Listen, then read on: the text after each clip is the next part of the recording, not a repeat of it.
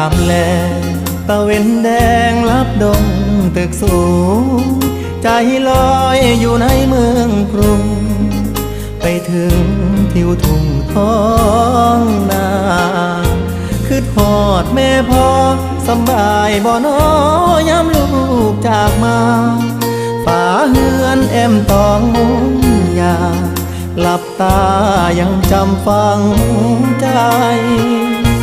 มาอยู่เมืองไกลบ่อุ่นใจคืออยู่บ้านเฮาหาปลาหน้าหวานเกี่ยวข้าวของขึ้นเหล่าลาบขมต้มไก่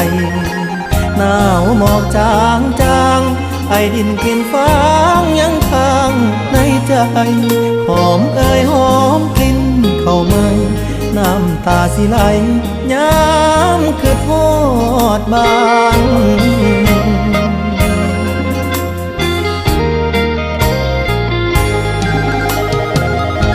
คือทอดเงินสารป่านนี้เป็นจังใด